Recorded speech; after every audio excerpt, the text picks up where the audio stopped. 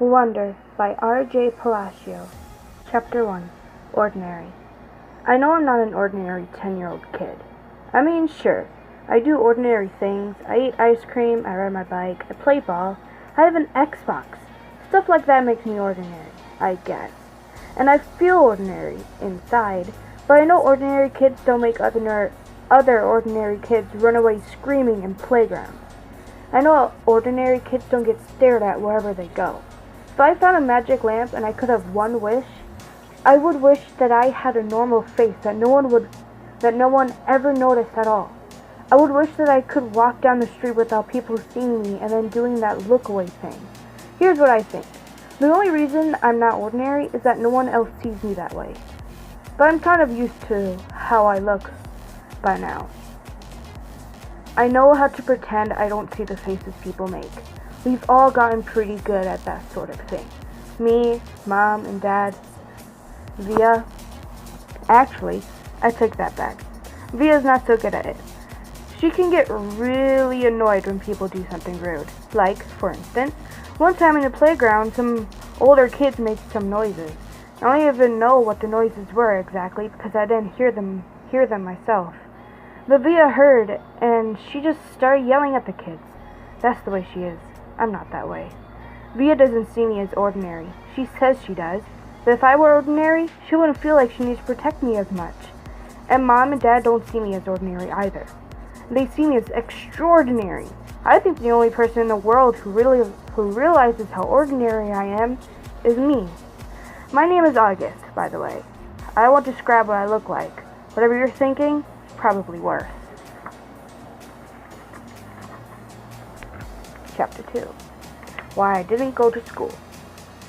Next week, I start 5th grade. Since I've never been to a real school before, I am pretty much totally and completely petrified. People think I haven't gone to school because of the way I look, but it's not that. It's because of all the surgeries I've had. 27 since I was born. The bigger ones happened before I was even 4 years old, so I don't remember those. But I've had 2 or 3 surgeries every year since then. Some big, some small. And because I'm little for my age, and I have some other medical mysteries that doctors never really figured out, I used to get sick a lot. That's why my parents decided it was better if I didn't go to school. I'm much stronger now, though. The last surgery I had was 8 months ago. I probably won't have to have any more for another couple of years. Mom homeschools me. She used to be a children's book illustrator. She draws really great fairies and mermaids. Her boy stuff isn't so hot, though. She once tried to draw me a Darth Vader, but ended up looking like some weird mushroom-shaped robot. I haven't seen her draw anything in a long time. I think she's too busy taking care of me and Via. I can't say I always wanted to go to school, because that wouldn't be exactly true.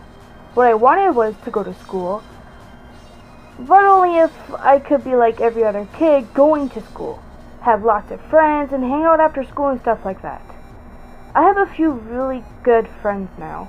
Christopher is my best friend, followed by Zachary and Alex. We've known each other since we were babies, and since they've always known me the way I am, they're used to me. When we were little, we used to have playdates all the time, but then Christopher moved to Bridgeport in Connecticut. That's more than an hour away from where I live in North River Heights, which is at the top tip of Manhattan, and Zachary and Alex started going to school. It's funny, even though Christopher's the one who moved far away, I still see him more than I see Zachary and Alex.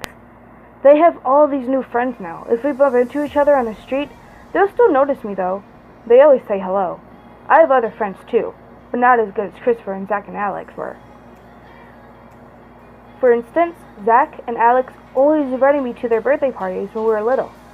But Joel and Iman and Gabe never did. Emma invited me once, but I haven't seen her in a long time. And, of course, I always go to Christopher's birthday. Maybe I'm making too big a deal about birthday parties. Chapter 3. How I Came to Life. I like when Mom tells this story because it makes me laugh so much. It's not funny in the way a joke is funny, but when Mom tells it, V and I just start cracking up. So when I was in my mom's stomach, no one had any idea I would come out looking the way I looked. Mom had Mom had byeee 4 years before, and that had been such a walk in the park, Mom's expression, that there was no reason to run any special tests. About 2 months before I was born, the doctors realized there was something wrong with my face, but they didn't think it was going to be bad. They told Mom and Dad I had a cleft palate and some other stuff going on. They call it small anomaly. There were 2 nurses in the delivery room the night I was born. One was very nice and sweet. The other one, Mom said, did not seem at all nice or sweet. She had very big arms, and here comes the funny part. She kept farting. Like she'd bring Mom some ice chips and then fart. She'd check Mom's blood pressure and fart. Mom says it was unbelievable because the nurse never even said excuse me. Meanwhile, Mom's regular doctor wasn't on duty that night, so Mom got stuck with this cranky kid doctor she and Dad nicknamed Doogie after some old TV show or something. They didn't actually call him that to his face. But Mom says that even though everyone in the room was kind of grumpy, Dad kept making her laugh all night long. When I came out of Mom's stomach, she said the whole room got very quiet. Mom didn't even get a chance to look at me because the nice nurse immediately rushed me out of the room. Dad was in such a hurry to follow her that he dropped the video camera, which broke into a million pieces. And then Mom got very upset and tried to get out of bed to see where they were going. But the farting nurse put her very big arms on Mom to keep her down in bed. They were practically fighting because Mom was hysterical and the farting nurse was yelling at her to stay calm. And then they both started screaming for the doctor. But guess what? He had fainted right on the floor. So when the farting nurse saw that he had fainted, she started pushing him with her foot to get him to wake up, yelling at him the whole time. What kind of doctor are you? What kind of doctor are you? Get up, get up! And then all of a sudden, she let out the biggest, loudest, smelliest fart in their history of farts. Mom thinks it was actually the fart that finally woke the doctor up. Anyway, when Mom tells the story, she acts out all the parts, including the farting noises. And it's so funny. Mom says the farting nurse turned out to be a very nice woman. She stayed with Mom the whole time, and didn't leave her side even after Dad came back and the doctors told them how sick I was. Mom remembers exactly what the nurse whispered in her ear when the doctor told her I probably wouldn't live through the night. Everyone born of God overcometh the world. And the next day, after I had lived through the night, it was that nurse who held Mom's hand when they brought her to me for the first time. Mom says by then they had told her all about me. She had been preparing herself for the scene with me. But she says that when she looked down into my tiny mushed up face for the first time, all she could see was how pretty my eyes were. Mom is beautiful, by the way, and Dad is handsome. byeee is pretty, in case you were wondering. Okay, that's all I'm going to read for now, you guys.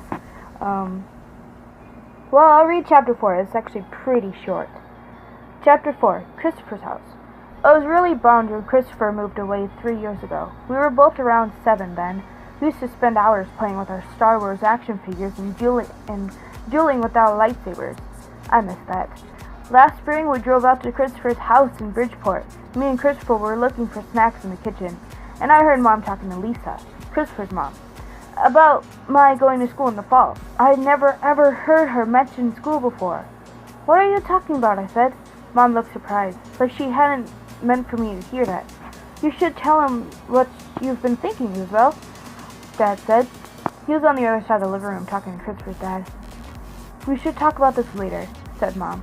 No, I want to know what you were talking about, I answered. Don't you think you're ready for school, Augie? Mom said. No, I said. I don't either, said Dad. Then that's it. Case closed, I said, shrugging, and I sat in her lap like I was a baby. I just think you need to learn more than I can teach you, Mom said. I mean, come on, Augie. You know how bad I am at fractions. What school? I said. I already felt like crying. Beecher Prep, right by us. Wow, that's a great school, Augie, said Lisa, patting my knee. Why not byeee school? I said. That's too big, Mom answered. I don't think that would be a good fit for you. I don't want to, I said. I admit, I made my voice sound a little babyish. You don't have to do anything you don't want to do, Dad said, coming over and lifting me out of Mom's lap. He carried me over to sit on his lap on the other side of the sofa. We won't make you do anything you don't want to do. But it will be good for him, Nate, Mom said. Not if he doesn't want to, answered Dad, looking at me. Not if he's not ready. I saw Mom look at Lisa, who reached over and squeezed her hand. You guys will figure it out, she said to Mom. You always have. Let's just talk about it later, said Mom. I could tell she and Dad were going to get in a fight about it. I wanted Dad to win the fight, though part of me knew Mom was right. And the truth is, she really was terrible at fractions.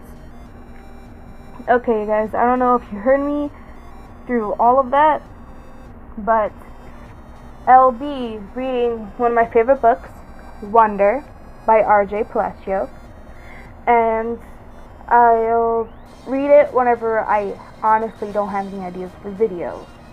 So, I hope you liked it. Bye, guys.